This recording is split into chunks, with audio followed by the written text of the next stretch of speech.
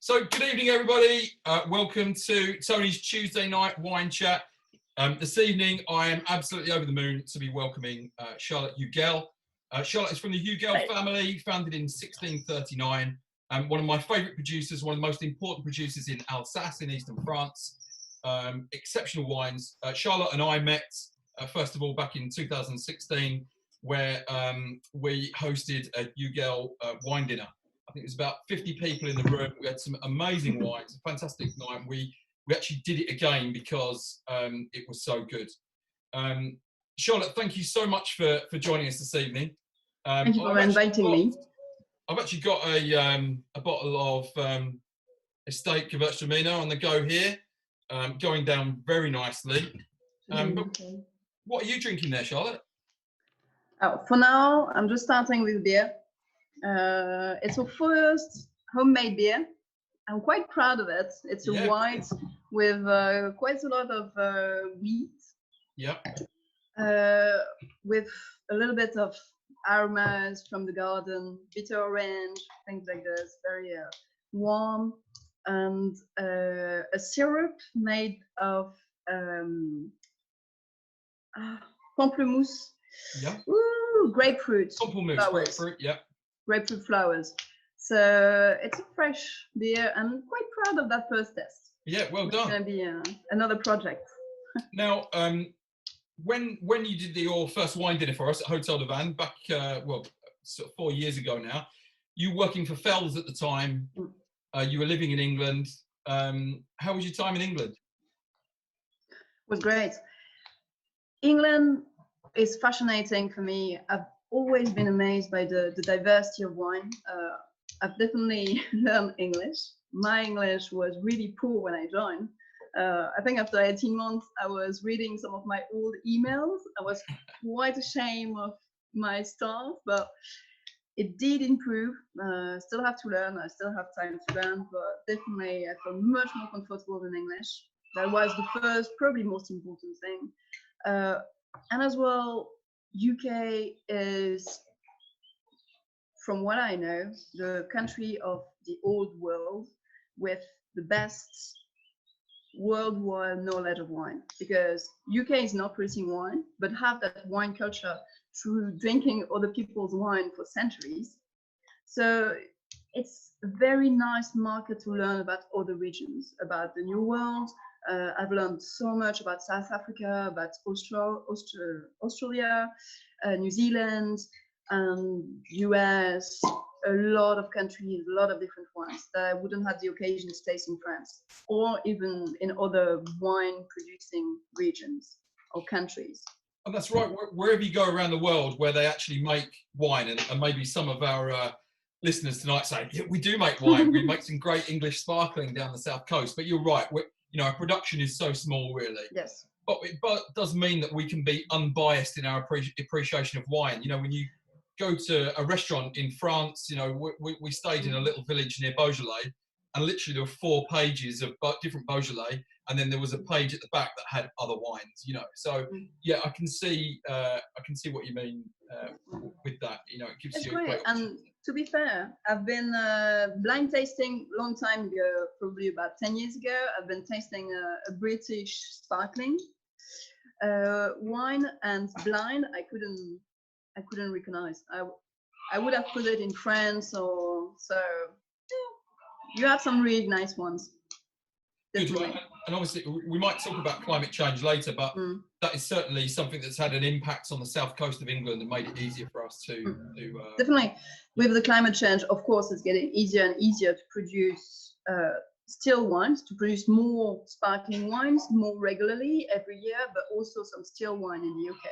But luckily for us, I would be surprised if you manage to produce enough wine to sustain your own consumption. So there will still have some room for us. Absolutely. In fact, the stat is that we consume so much champagne in England. So forget about Prosecco. If we were to stop drinking champagne and replace it with English sparkling, we would last for 30 days. So we should bear that in mind with Brexit, perhaps. Now, right now, you're not in England. You're not in France. You're in Portugal. You're in your own Quinta. You're in Quinta da Roda da Quinta. an 18th century palace, I believe, no less. Can you tell us about your latest exciting project? I could write an entire book and I could last the entire night about that project. But most important point is we decided to move to the Down region in Portugal.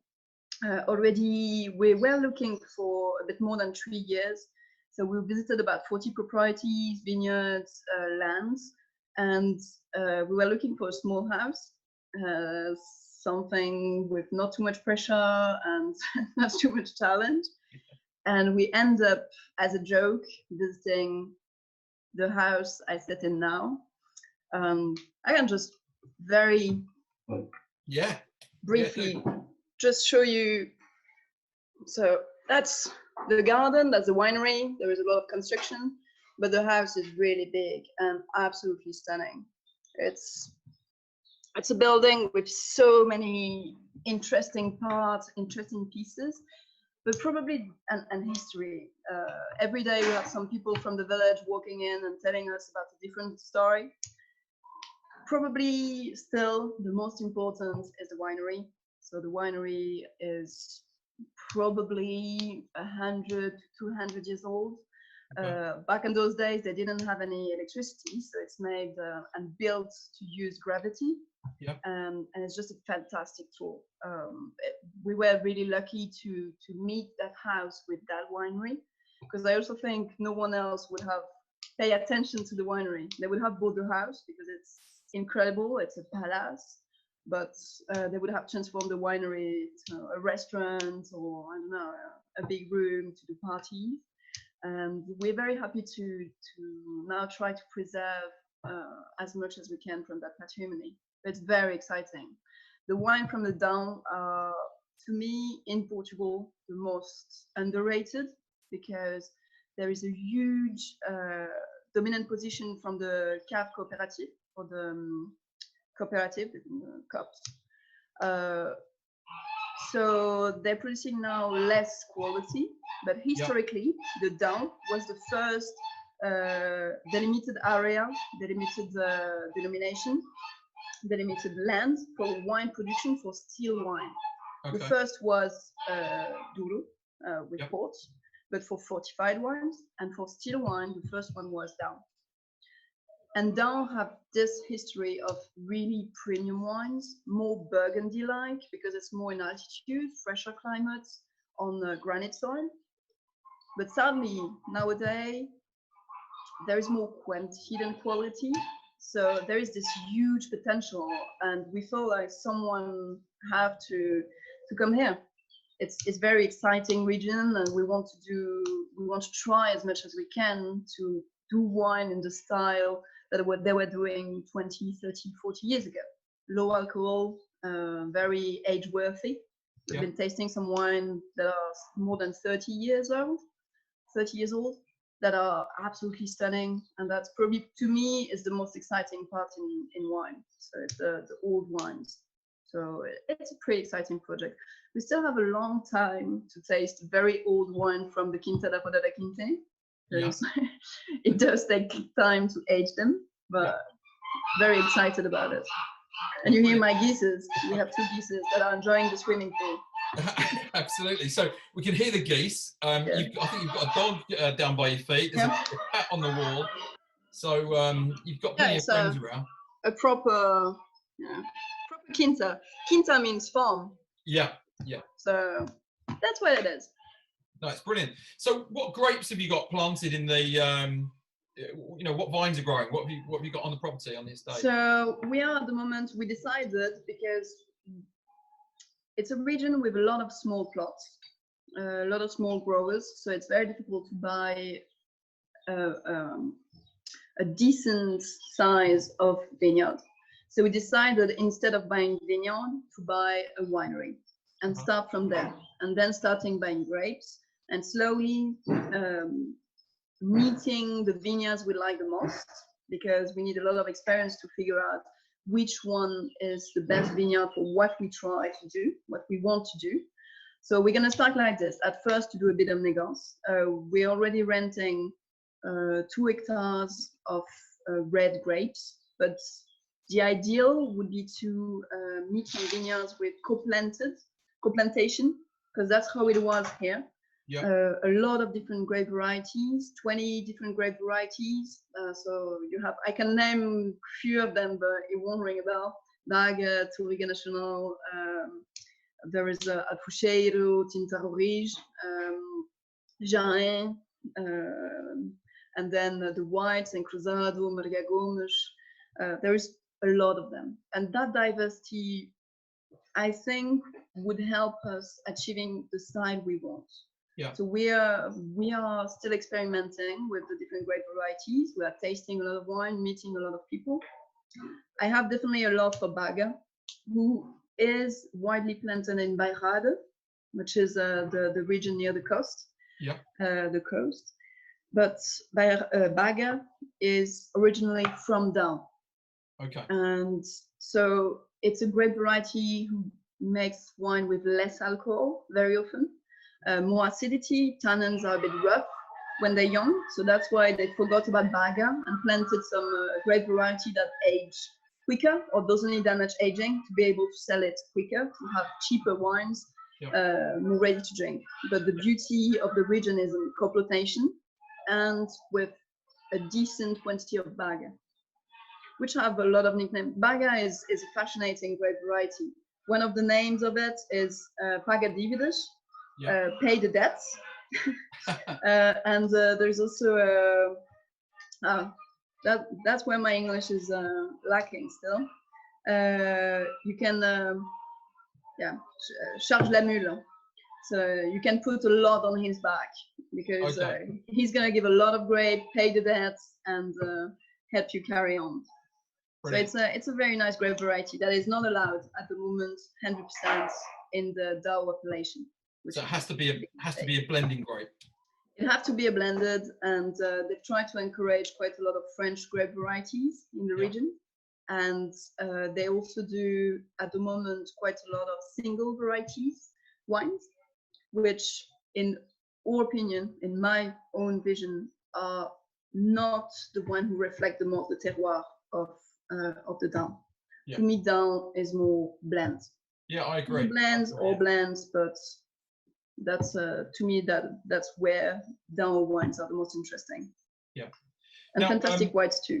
Now you gave me a brilliant tour around your property, around the gardens, around the house the other day. Some amazing original tiles within the Quinta. Now you're already making your own beer, which you're drinking there. Yes. Now I notice you've got a lot of building work going on. We saw the scaffolding just then. How long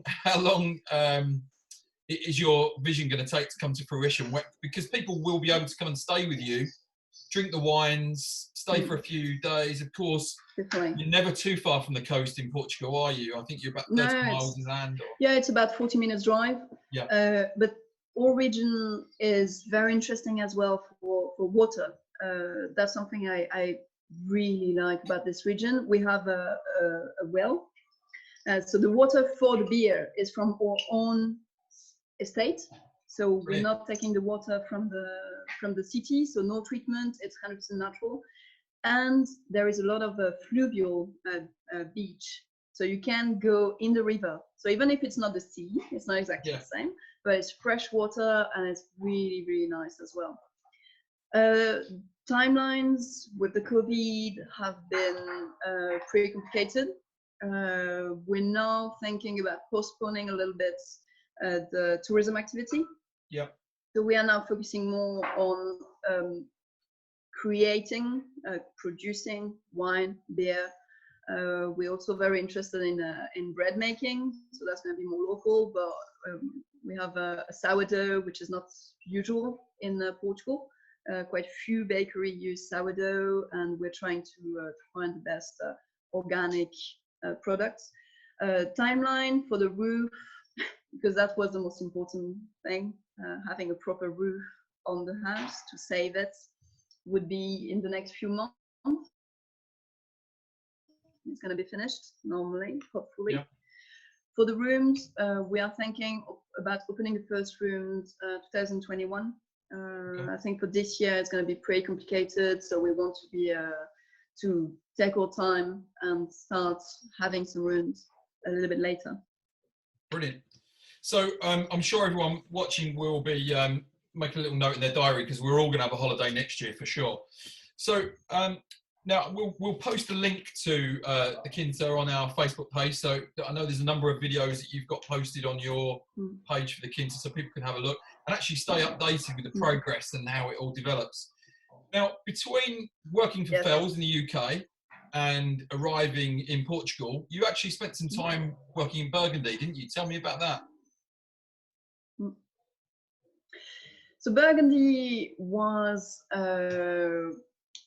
mainly renovating a house. My husband was working in Burgundy for some great estates. He studied there and worked in the vineyard and in wineries. So we are a good mix, because he's more technical. He makes wine, and I'm more specialized in selling wine. But we did taste a lot.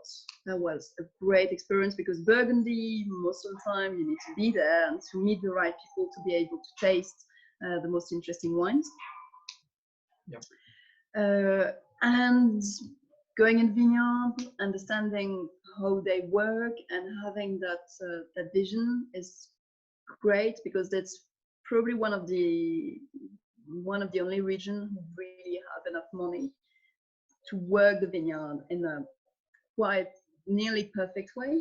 Because I think it's for what I know, it's probably one of the regions who invest the most in the wine growing, in what they do in the vineyard, for two reasons: because they can, and because they're doing very much terroir wines with very small plots, so they have extreme attention to every single detail. And at the same time, they have a winemaking installations that are relatively simple most of the time.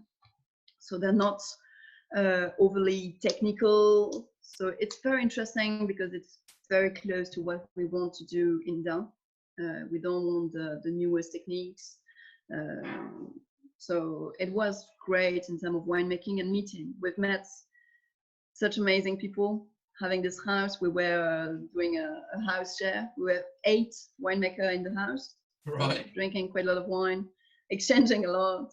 So it was tiring, but very happy time, and amazing friends. Brilliant, brilliant. So now I've got a question that's popped up. I've got Lucy monitoring questions on Facebook, and there's some familiar faces. Aaron and Craig are listening in on there, particularly that I know. But Marina and Brett have asked, is it possible to buy any of the wine or beer that you're making now in Portugal? We will very soon release the first ones. So that's the very first batch that I'm drinking. So the very first 22 liters. If they want to come in a Quinta and taste it, I would be very happy to show them what we do, show the Quinta and drink beer. But for now, we are still trying to figure out how we're gonna organize ourselves around production, because we are extremely and quite crazily eco-friendly in some ways, and we are thinking very much about the glass production, how we're gonna manage not to produce any glass bottles, so only using reused ones. So there are still a lot of questions about legislation, about a lot of things, and we want to make sure we make it as green as possible. But for sure, in the next few months, we're gonna release the first years.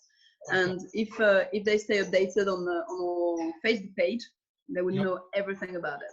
Every batch, every bottling, and when we release it, and when it's going to be, where it's going to be. Fantastic. Now, some wine that Brett and Marina could buy now, of course, is your family wine. It's this one. So I finished my beer. I'm gonna have my first glass of des Gewürz. And that's something you can find in the UK. This one is our premium one, so it's Gros Silleul. Come from the Grand Cru Sporen in Rijkweer. Of course, all the vineyards are around Rijkweer. It's 2010, was an amazing vintage, and very little people know about how fantastic is an old Gewürz. So it's 2010, it's not very old, but it's already 10 years old.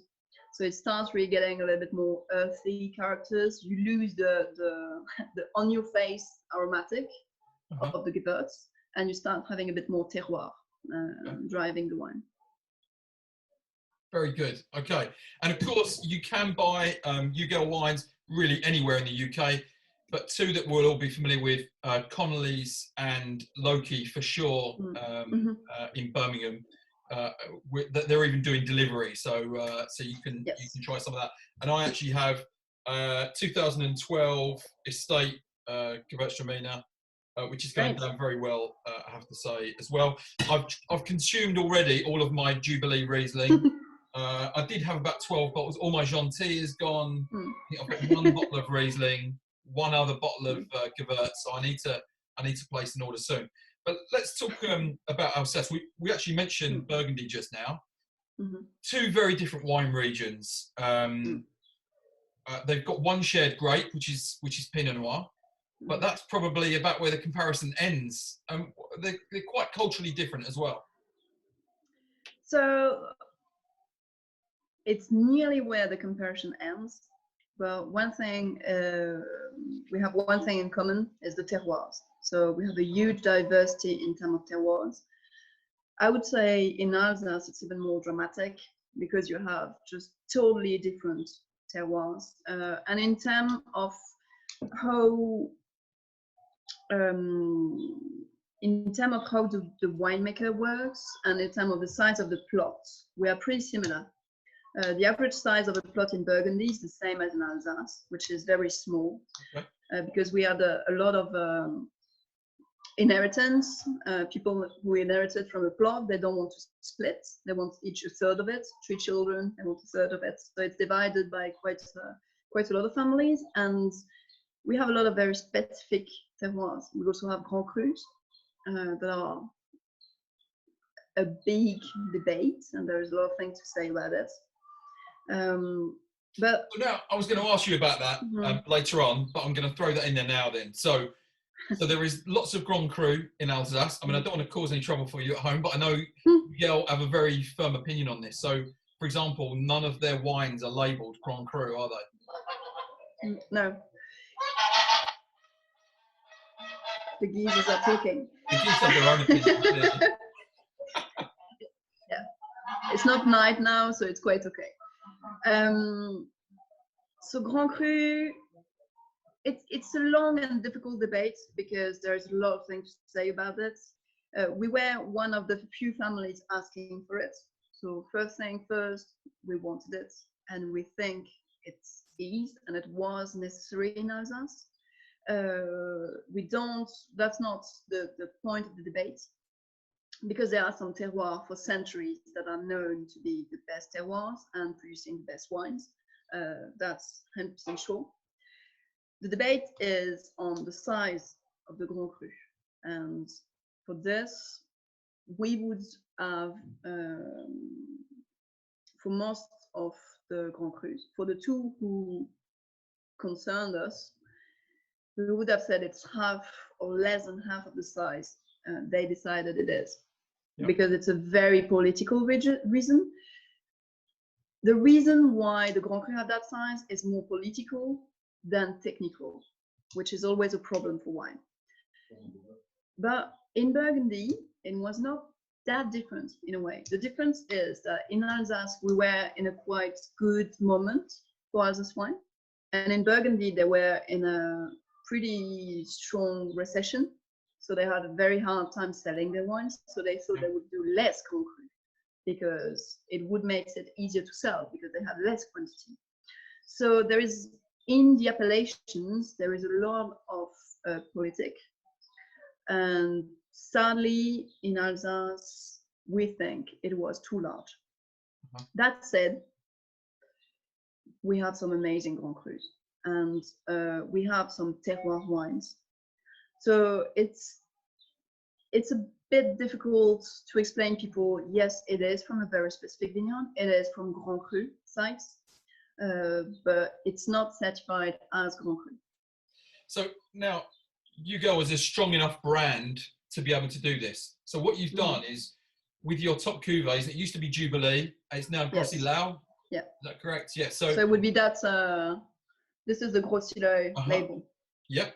So that would be our best vineyards. What you've actually done is, so the Grand Cru area is twice the size of what Hugel recognise as true Grand Cru. Yes. And because you don't recognise the larger, expansive Grand Cru, all of your top wines are from a region that is 50% the size as of the designated Grand Cru.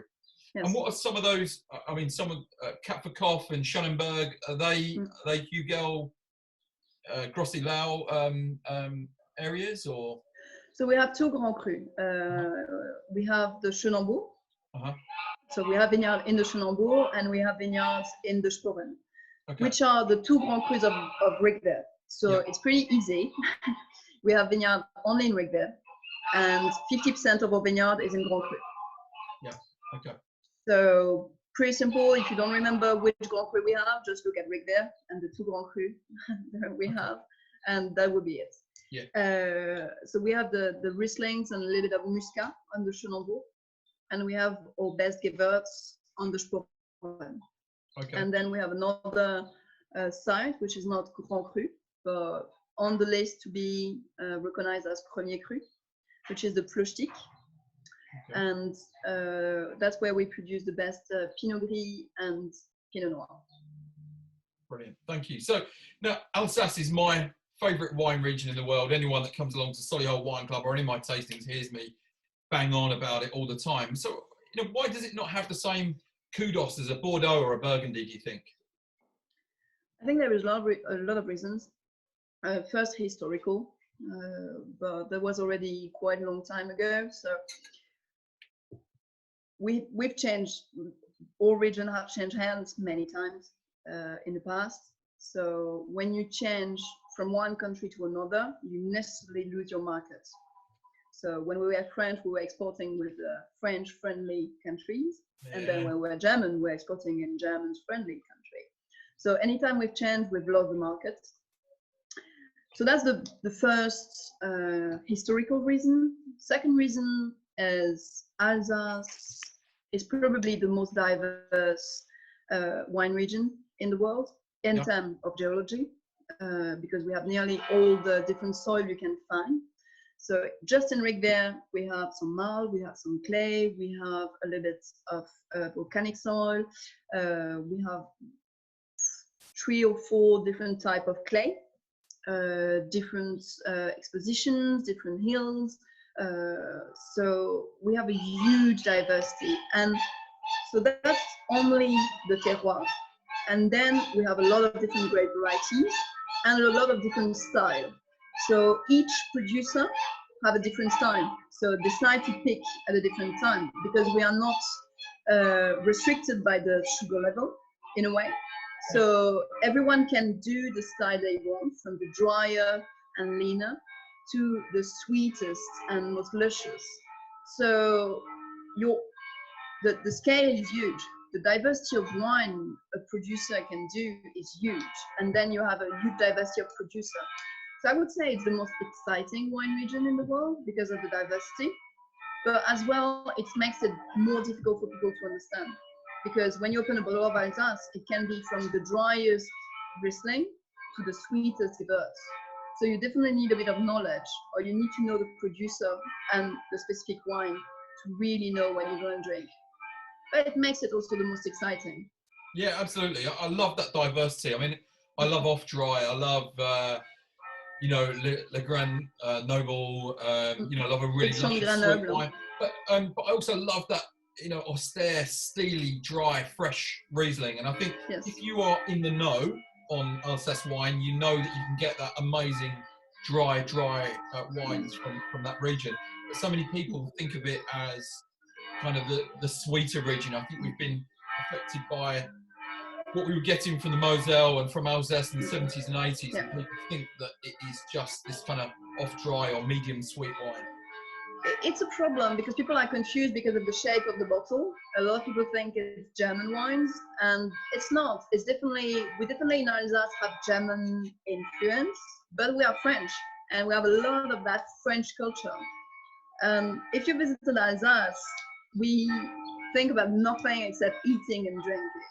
And so we like doing both at the same time and working a bit sometimes. But we like to keep doing both at the same time, so we need food-friendly wines. And most of Alsace wines are dry. And some people have comment relatively often that if we had a more classical shape of bottle, we would sell much more. Because the wine we produce, and especially as Hugel, because we produce a drier style of wine, yeah, it's exactly what people are looking for. yeah. No, most people, everyday life, the gentil, something dry, but with a bit of fruit, bit of texture, still a bit of complexity for a very good price for what it is. Quality price is amazing. From a historic family, producing in very old buildings. No, that's exactly what people want. But just sometimes they're influenced by the shape or by the history of the region. Now, you mentioned food-friendly wine. It is certainly that, and whilst you know the wines of Alsace are fantastic, they make such perfect partners with Asian food, Chinese, Thai. You know, the aromatics in those wines really stand up well to kind of sweetness that you'll get. You know, we used Alsace wines at a recent Chinese wine dinner. I've used it with Thai food, with Indian food, and it goes so well. But also, I mean, if you think of pretty much wines are designed to go with the local food as well, aren't they? So yes. You've got choucroute, you've got Lorraine just up the road as well. A lot of cream, and we have a lot of different specialties in Alsace. We're eating picaoeuf, which is potatoes. It's very simple actually. It's potatoes, three different meats. Potatoes again, a lot of wine, some carrots, onion in a pot, and you put it in the oven, low temperature for 3 hours. So that was what we were cooking after cooking the bread. Historically, people were preparing the picaoeuf. After the bread was ready, take it off and put that very big pot in the wood oven when it cooled down for a very long time.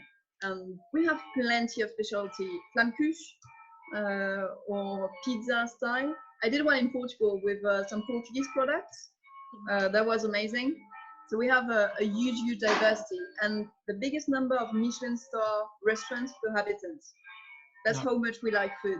Yeah, absolutely. And I love visiting Alsace. It's so picturesque, and I can't not mention how beautiful your own home village is, Ricklier. I mean, you reference so many unpronounceable names of villages in Alsace as well. Obviously, you've grown up with it, but Germanic names of Mittelbergheim and Kaiserberg. It's not Germanic, it's Alsatian. I apologise. Okay. It's in between, you know, it's a region and we have a strong identity as a region. We have our own language, which is forgotten mainly now by my generation. But that's a big mistake for a lot of people. They think we have Germanic names, but they're Alsatian. They're a mix between German and French. And yes, same. The food culture is the same. We are definitely much more refined than German one, but yes, with some influence from this. No, brilliant. So, growing up with a family with such history, what was your involvement with the winery as you grew up? Yeah, I think my parents have been clever enough not to push me at all. So I've really grown up very slowly, getting some more interest. I started working in the Hugel shop when I was 16. Okay. I think that was a very nice start. When I think of it now, I was probably very young and very new, but I really love learning about wine in that way, in a quite free way, because I didn't study wine as well. I studied accountancy and law, which is always useful to run a business. Yeah. Nothing to do with wine. But it was great because I did learn by myself. I took my car, I visited some people, and that's how I learned mainly about fermentation, about winemaking, asking questions, visiting vineyards, seeing the barrels, understanding why the barrels are interesting, all that kind of things, just by talking and tasting, figuring out what I like. And that's also how I buy wine. All my wine, I have a very diverse cellar, wine from Italy, Spain, Portugal, of course, France, different parts of France. But that's how I learn about wine, working during the holidays and learning by myself. Arrête. So, how many I've got a question that's come up here. How many questions have the family been producing wine for? So you probably know this off the top of your head, I'm guessing, do you? How many? Sorry? Generations. Generations. Yeah, 13. 13. The first mention of Hugel producing wine in Rigver is 1639. Yeah. So quite a long time ago. Yeah, and that's on the label somewhere as well, isn't it? Yes. It made me think because I've learned recently that the house we bought apparently is from 17th century, mid to early 17th century. Yeah. Which is as well where most of the village of Rigver were built.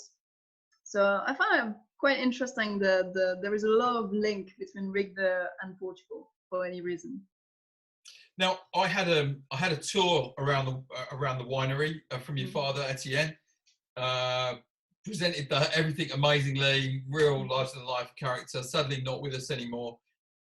How did you manage to? How can a global brand like Hugel send wine around the world, be so well known from such a tiny winery? It just seems incredible when you visit this picturesque village, and then you see these tiny little vans absolutely stacked with cases and cases of your wine off to Japan or wherever. Now, how do you run that operation from such a small property? I would say number one, a lot of work. You have to think and to understand. We very often have to move one thing to install another one. So when it's harvest time, we're moving most of the exports and the labeling somewhere else, and we're always coping with room. So that's what we've been doing for such a long time. The building itself, yes, is from 16th, 17th century up to 18th century, but it's a very old building, but still we have very good facilities because we did quite a lot of work in the building. So we work mainly by gravity, which is very helpful. And I've been visiting, when I told you I was taking my car and visiting vineyards, I've learned a lot of things about my own family by talking to people I don't know.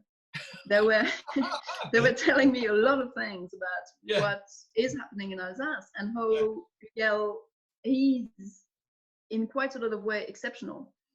I remember being in Italy and talking to someone, just randomly meeting someone, and he told me, yes, my winery, I got the inspiration from yours. Wow. Because we were some of the first ones to go obviously back to gravity, because that's something that we're using a lot centuries ago. Okay, so tell us what you mean by that exactly. Explain that to people. So it means we use gravity to move the juice and the grapes. So we don't have to pump it. So now the pumps are a little bit better, so it's a little bit less of a problem. But in the 80s and since very recently, it was a big problem for wine, because more you move the wine, more you need to put the outside sulfur, and less you, I would say, respect it in a way. So in the winery, the wines arrive in the yard, and then they take the lift. I have someone disturbing me, asking for cuddle. Then the grapes take the lift, and so from that moment they will only move by gravity. So it goes to the press by gravity, so just using gravity, and then to the cellar to some pipes without using any pump. So without pumping the wine, you don't put oxygen in it. Okay. And so you need to do, I would say, less interventions. Which is becoming more and more popular, isn't it? The fewer interventions that you can make in the process. There's this whole natural wine movement as well. So there's always a truth in it, of course.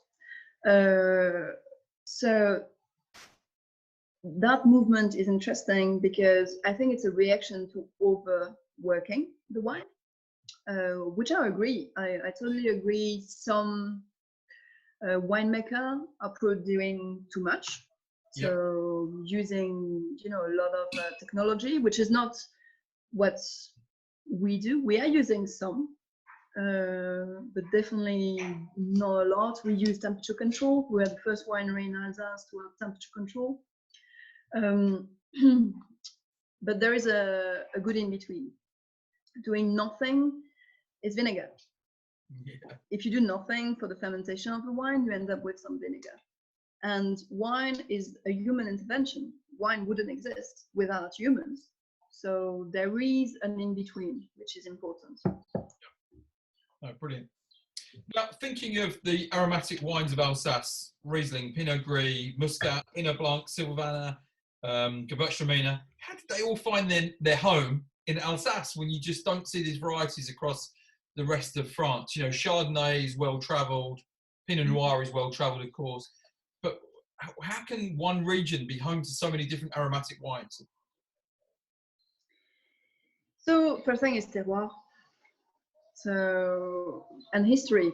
So we've experimented those grape varieties in Alsace, and they did succeed. I think Riesling. So to me, if you decompose it, Sylvaner is a nice, fresh, light wine. Some people do very serious ones. We don't. We just have it as a very fresh, light summer wine, and we blend it with the Gentil to have that freshness and that crisp. Riesling is extremely terroir driven, and we have some amazing terroir for Riesling. But probably the diversity is due to the diversity of the soils. We have so many different kind of soil exposure. For example, the Gewürz. The Gewürz like a good water supply and some exposure that are not too south facing, something quite gentle, a gentle slope, because it goes very high in alcohol very quickly. So where we have all Gewürz, we couldn't plant Riesling. It wouldn't succeed. And the opposite is true as well. Okay. So in terms of geology, we have so much diversity. It also means we can have a lot of diversity in terms of grapes, because they all like something different. And in different vintage as well. And that was even more important hundreds of years ago. Different vintages are differently good for different things. It can be a great vintage for Riesling, or it can be a great vintage for Gewürz. And of course, it's not always the same for all. They all have different ripening stages as well, don't they? So some different grape varieties are ready at different times. Yes, and for a lot of other reasons, the water supply, the sun, there is a lot of different reasons and things we still also don't understand. Even when we have the grapes arriving in the vineyards, arriving in the winery, and when we taste, we take the analysis, we still don't really know what it's going to be. And still a year later, we don't know exactly how it's going to age. And there is no analysis who can say that. So what we have is experience. And it's the same with planting those grape varieties in different sites. It's experience more than anything else. And for obvious economic reasons, and also because they just good here. Thank you. Now, Riesling is kind of known as the king of grapes in Alsace. Amongst the sommelier fraternity, it's known as the sommelier's grape because it's almost like the best kept secret that all the wine professionals, they love Riesling, probably because they recognise that there's that dry style that so many people think of Riesling as being a sweet wine. What volume of production in Alsace does Riesling represent?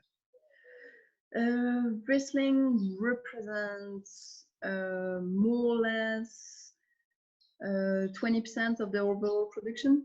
Okay. I think it's a bit over 20%. The most widely planted grape variety, surprisingly enough, is Pinot Blanc. Oh, really? Yeah. And yes, and second is Riesling.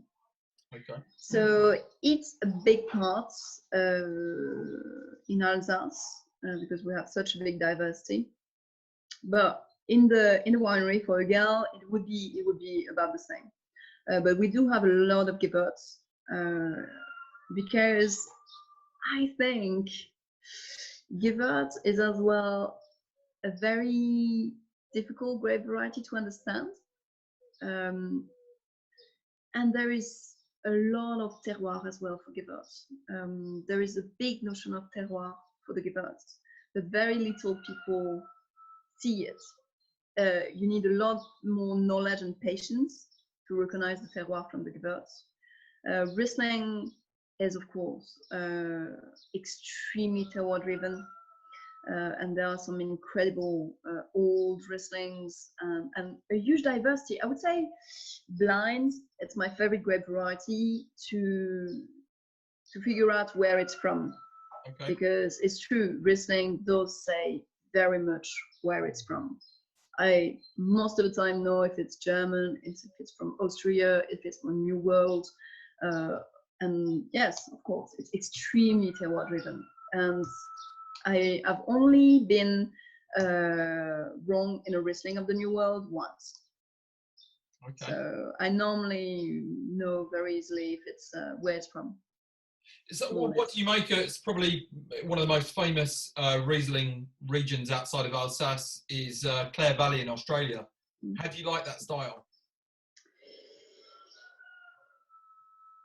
I've not experimented a lot of them that I really enjoy. Okay. It's quite steely, isn't it, by comparison, I would say? It's very steely. I can feel very often a lot of the New World on it, which is not something I really appreciate. But some producers are doing very well. And I always like to be proved wrong. I'm probably not drinking enough of them to have a proper point of view on it. So, well, terroir for Riesling is very important. I think we have a lot of experience with it. Yeah, absolutely. Yeah. So, I mean, Gewürz really. I mean, there is a little bit New World, kind of New Zealand, playing around with that. Outside of Alsace, you're probably looking at northern Italy, aren't you, for Gewürz? But you know, across the Hugel portfolio, you've got different levels. So we talked about Jubilee, which is now pretty much Gros Islet. Yes, if I'm correct. Which is your super Grand Cru. I've got an estate Gewürz here, but you have tradition. What are the different levels? If anyone's looking to buy some Hugel, if they're going to contact Phil at Loki or Chris at Conley's to buy some, you know, what should they be looking out for? What are those different levels? So we have 3 different levels of dry wines. So first one would be the classic range. Classic would be mainly from Negos, even if there's some grapes from the estate, but it's mainly made of Negos. We work with a lot of producers. Like I said earlier, Alsace have very small plots and a lot of very small growers. So we are working with a crazy amount of them because a lot of them, they just have half an hectare or an hectare and they work on it for Saturday, Sunday. And so we buy that kind of grape for the classic range. So it's the easiest. It's dry, food friendly, fresh, young style of wine. The Gentil fits in that range. It's so entry level, but that said, I drink a lot of it. It's really some not too complicated wine, something easy to open with your friends, and it really shows great introduction to Alsace wine. So it's a good introduction to Riesling. Riesling Classic is a good introduction to what we do and to the house. Then there is the estate range, who was historically the tradition. Estate is, like it said, from the estate, from all vineyards that are all around Riquever. We don't travel very far, and we know quite well village. And for now, we're not looking at buying other places, other vineyards. We stick with what we know. And so the estate would be some great vineyards that are not in the heart of the Grand Cru. But for example, the Riesling estate would be more than 70% of so-called Grand Cru. So it is very good vineyards already. And then the Gros Syleuil, like I said, are the very best parts of those Grand Cru, of those best vineyards. And there is as well the sweets. So we produce some of the best sweet wines in the planet in Alsace. Part of the reason why we do is we don't have to. So we it's more common for us not to produce Sélection de Grenoble than to produce some. Yep. So we more or less produce some 3 times every 10 years. Yep. And then we also produce some Vendanges tardives that are literally late harvest, that are very well balanced. I love it with some light desserts. Give us Vendanges tardives with strawberries or grapefruit is amazing, but also with blue cheese, or just by itself. I don't have much of a sweet tooth, so I like just opening a bottle of sweet wine instead of having dessert. And that's doing a very good job and making people talk a lot, because there's a lot to say about that kind of wines. So I must give a shout out to Becky and Ashley, who have a bottle of their last bottle of Gentil open since their wedding. And we had a little chat before we went on air. So I used to work with Becky, but they support all our events. We've served Gentil, which you describe as an entry-level wine, and we use as our aperitif on arrival. You guys don't make a sparkling wine. There is Cremant d'Alsace, but you don't. Not yet. Not yet. And so Gentil is absolutely perfect. It's fresh, it's refreshing, and you mentioned that kind of a perfect introduction to Alsace wine, because it's that blend of Alsace grapes, isn't it? All in one bottle. It's a very good way to make Alsace easier as well, because I totally understand sometimes there's a lot of grape variety, a lot of producer, a lot of level of sweetness.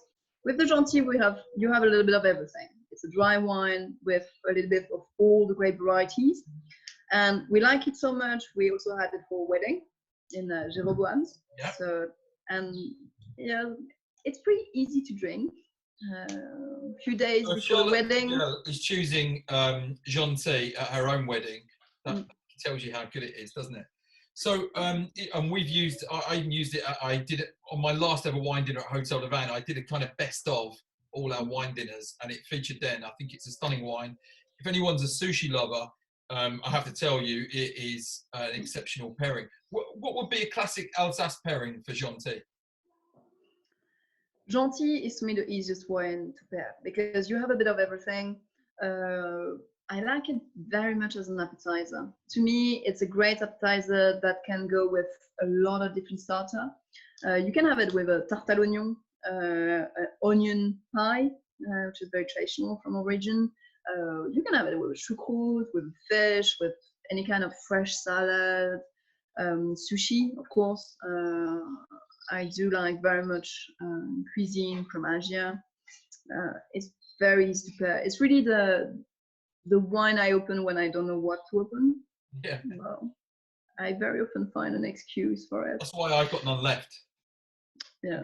So now, how does that? Now, there is a tradition within Alsace for blending wine. The Edelzwicker, have I pronounced that correctly? Edelzwicker. Yeah. So, how is Gentil different to that? So Edelzwicker, the history of Edelzwicker at the origin was not what it is now. Now Edelzwicker is a blend of whatever you want. So you can blend Pinot Blanc with Sylvaner, or it's not a very noble blend anymore, because edel means noble. Yeah. And so to go away from that and to have our own blend, we brought back an appellation which is actually pretty old. Gentil. We have some bottles from the 20s that are labeled with the name Gentil. And it's my father and my uncle who brought it back to life. And so the blend is minimum 50% of the noble grapes that are Riesling, Pinot Gris, Gewürztraminer, and Muscat. So it's a bit of a premium Edelzwicker in a way. And it's an appellation, so it's not only to Hugel. Some other people are using it, so you can have a lot of different ones. Yep. They're not, they don't have any recommendations. So the minimum requirement is 50% on noble grapes, but in terms of style, it can be very diverse. I mean, I love Gentil. I've never found an Edelzwicker that I enjoyed. So that kind of made me explain, you know, it always feels like a cheaper wine. It's because Hugel is not producing any. Yeah, okay. Yeah, exactly. Yeah, yeah. And actually, the direct translation of Edelzwicker is noble blend, but it doesn't taste like one. Yeah. Now it was originally, but that's how history works. You know?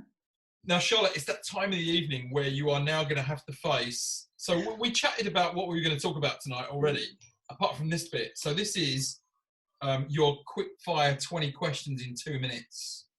And now, when I did this with Phil in Low-Key, there was a little bit Birmingham centric. I had Master Sommelier Nigel Wilkinson last week. I had to broaden it a bit for Nigel. Some of this, there's a bit of an Alsace influence. There's a bit of a Charlotte Hugel specified questions here. So there's no point me asking you what is the best burger bar in Birmingham. I know you won't. So this is how it works. So I'm going to ask you 20 questions. There is no time to deliberate. You've got to give me 1 out of 2 answers. Okay. So no messing around. Very direct. I know you're a very direct lady. It should be no trouble for you at all. So here we go. You're on the clock. 2 minutes. Okay. Riesling or Chardonnay? Oh, Riesling. Okay. Fine dining or choucroute garni? Fine dining. Okay. Oaked or unoaked? Unoaked. Apple or Android? Oh, Android. Android. Okay. Carrefour or Leclerc? Sorry. Carrefour or Leclerc? Oh, the one I have closer to my house. Just the nearest one. Okay. And what is that? What's the nearest to you in Rickware? Oh, in Rickware, not much. Leclerc, I think. Leclerc. Okay. I think it's a Leclerc. Okay. Bordeaux or Burgundy? Burgundy. Aperitif. Oh, it's very old Bordeaux, but more Burgundy. Okay. Aperitif or digestif? Aperitif. Cremant or champagne? For now, champagne. Okay. Layla Kiloran or Tim Colcroft? Oh, Layla. Poor Tim. Cristal or Dom Perignon? None. Paul Roger? Go on, give me an answer. Paul Roger. Okay. Oh, no. Cristal or Dom Perignon. Perignon? Which one are you saying? Dom Perignon. Okay. Football or rugby? Dom Perignon. Yeah, great. Football or rugby? Rugby. Regular wine or natural wine? Rugby. I've got that. Regular wine or natural wine? Ooh, that's too long. Regular wine. Okay. But it's very complex. Like, I need an hour. No chance. Okay. Domaine Josmeyer or Trimbach? Oh, that's very political. Josmeyer. New World or Old World? J'ai perdu la connexion. Old World. Wine or horses? Oh. Ooh. Come on, wine or horses? I can't choose. What would you choose? It's the end of the world, wine or horses? Ah, wine until I die. Okay. Or Roquefort. horses to die, or horses to eat, you know, in a way. If it's the end of the world. You guys do love eating horses. Okay. Roquefort or Stilton? Or Stilton, I have to confess. Oh, really? Cronenberg or Sagres? Superbug, but Kronenberg. Okay, yeah, I'll take that. Joe Exotic or Carol Baskin? You don't even know who these are, do you? No. Okay. Not at all. Just give me a name. Joe Exotic or Carol Baskin? Carol Baskin. Okay. Sauvignon Blanc or Pinot Blanc? Pinot Blanc.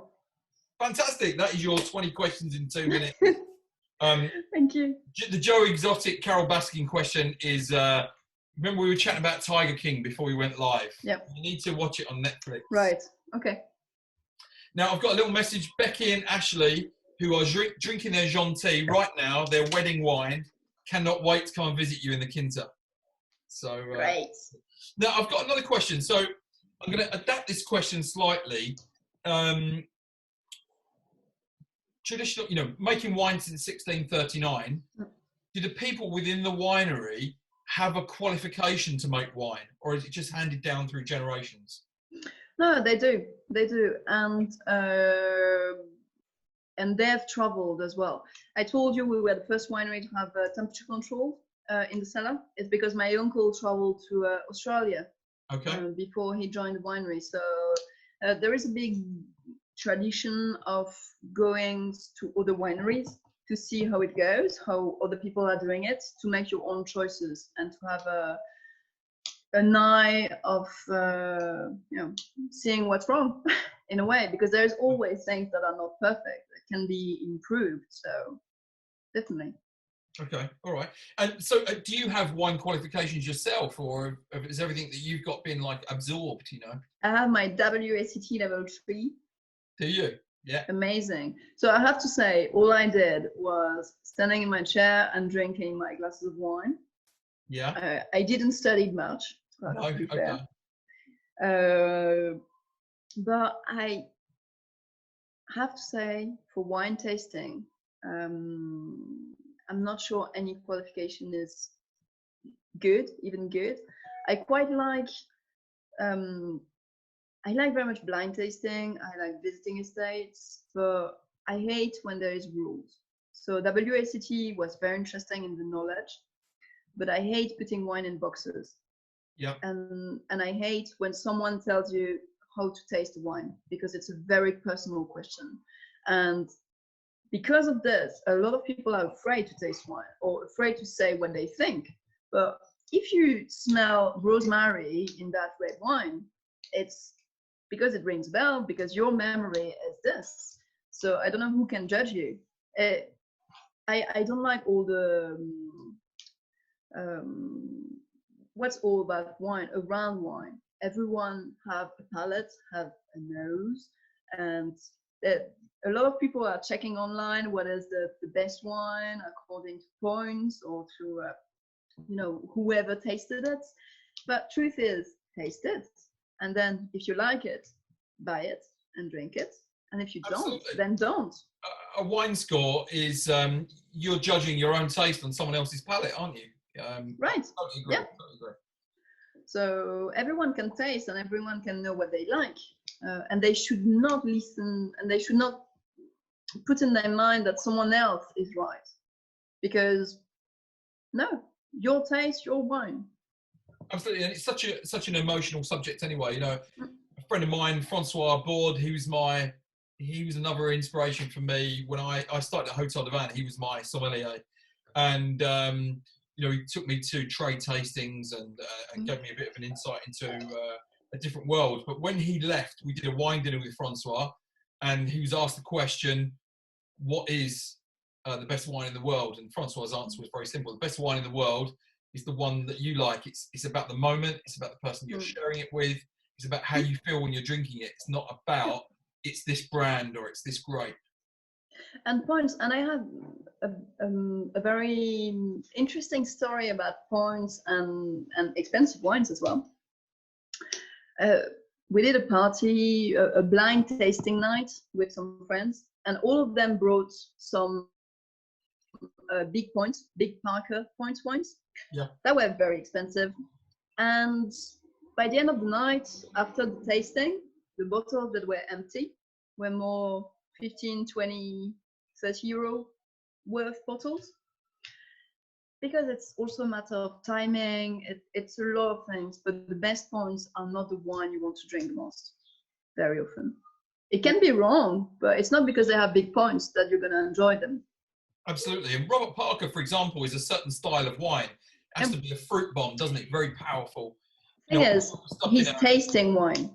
Yeah. He's tasting wine, not drinking wine. Yeah. And there's a big difference between those two things. Yeah. So I remember being, I was at Loki Wines. I was in a round where we were all taking turns to buy drinks. And there were some people that earned a lot more money than I did in this round. And there's quite a few of these people going to Loki Wines. And as we moved around the table, and I was getting worried it was coming round to my round, not so much for me, but the fact that I was going to get beaten up by my wife when she saw the card statement and see how much I'd spent on a bottle of wine. But as we were going around the room, people were spending £200 and £400 on a bottle of wine. And when it came to me, I said to Phil at Loki, I said, I'll have a bottle of the Nine Popes. So it was an Australian version of Chateauneuf-du-Pape. Are you familiar with that wine, Nine Popes? I've heard it. I haven't tasted it, but I know the name. It went down really well, and everyone said, wow, that is the best wine we tried all night. I said, well, you don't want me to tell you how much it is, because it's like about 5% of what you're just spending tonight. So there is, I think there is two things. Don't get me wrong, you need a certain amount of money to produce a great wine, because you can't produce you can't produce one of the greatest wine in the planet for €5, because it's a lot of work, it's a lot of money you need to put in the vineyard. But I would say after €50, €40, you're not buying wine, you're buying dream. Yeah. Except for sweet wines, because it's a totally different category and it's a lot of work. Yeah. But for dry wine, I would say the you can have some of the best wine to 20 to 40 euros. Then there is Burgundy, which is probably a different world. Wow. Yeah. I've had amazing emotions. Sadly, the wines are way too expensive, but they have amazing wines. Yeah. Now, in France, the regulations are very tough around what you can do with your vineyard. They're very tough on interference with irrigation. You know, if you have a really bad frost, there's little mitigation. If you have a really hot summer, it's not like you can start irrigating the vines. How much of a problem do you think this could be with climate change in the coming years?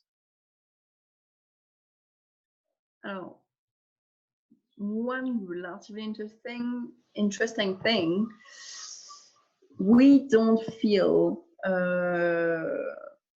that bad, because we have one of the highest amounts of clay you can find in Alsace.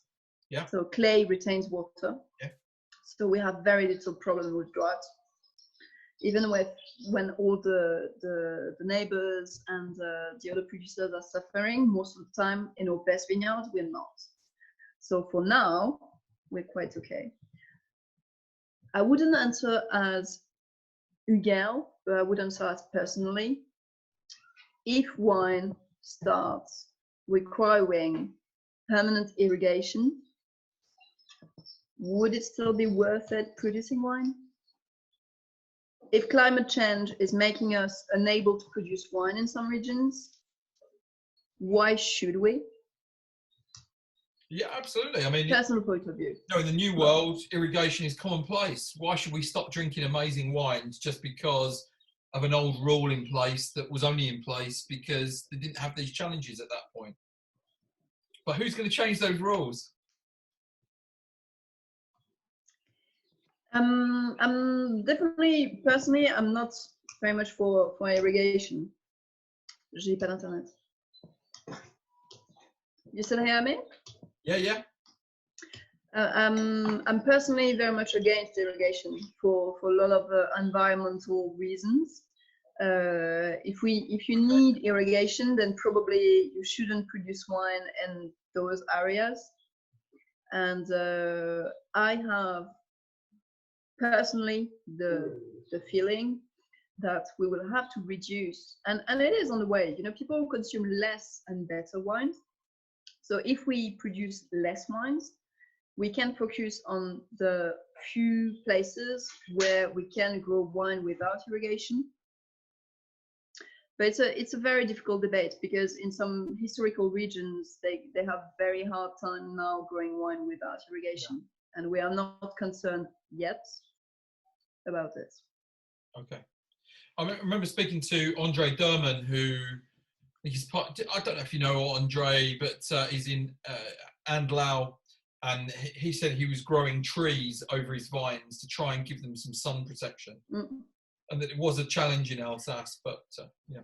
I know there is few things about growing trees in the middle of the vineyard.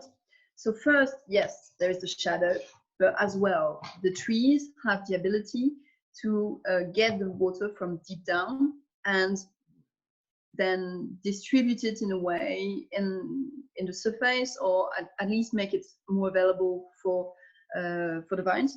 So personally, I think in French it's agroforestery. I think the use of trees, like it was, you know, hundreds of years ago, and like it is in Portugal, that's something I enjoy a lot. In the vineyards we're renting, there is one tree every, I don't know, 20 meters. And there's some olive trees, some fruit trees, and they are definitely working together, because monoculture is problematic for a lot of things, for water, for the disease, for the insects, for a lot of things. So definitely having more biodiversity in the vineyard is very interesting and very important. It's interesting, you know, nature often has the answer, doesn't it, already? So we're coming to the end now. Just a quick question. It's maybe a little bit topical. What impact, was certainly topical, what impact do you think COVID-19 might have on this year's harvest, whether that's in Portugal, Burgundy, Alsace? Harvest itself? I think in terms of production, it won't make a lot of change. I would say what it did in the winery is we have more hands to work in the vineyard, which is really good, because it's 3 weeks in advance. Yep. So all the people that were working in the office, we put them outside for less contamination, working in the vineyard.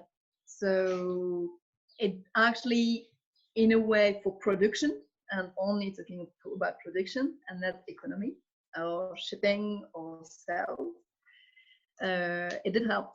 So it's not, I don't think it's going to be a big problem in terms of production.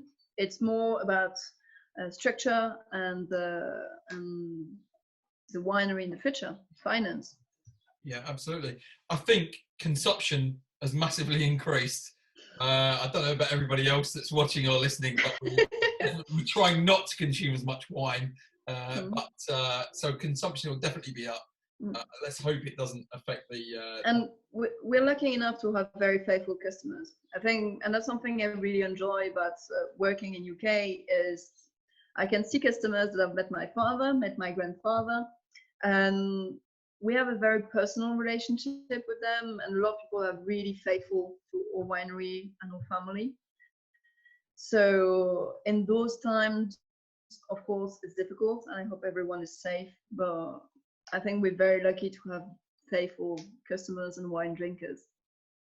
Well, and of course, that is not by accident. You have amazing wines. Probably my favourite wine producer in the world. In fact, there's no probably. Hugel is my favourite wine producer in the world, and it's a great privilege. That's very big. Thank you. With us. Great privilege to have you chatting with us tonight, because you are, you know, you embody the spirit of Hugel. You've been captivating at our wine dinners. So thank you so much for joining us this evening. I've got one more question for you. What does Charlotte Hugel drink when she's just relaxing? And I know that, you know, Hugel or Alsace wine producers don't just drink Alsace wine. You know, I think if you've got a passion for wine, you drink wines from around the world. What do you enjoy to drink? Oh yeah. I try to be as reasonable as possible, but we normally most of the time open a bottle with my husband nearly every day, and we never drink twice the same thing. I think we're lucky enough to have built my cellar. I started building my cellar when I was 18, so already 10 years ago, slowly, with a lot of different things. So whatever I crave, I would have it, more or less.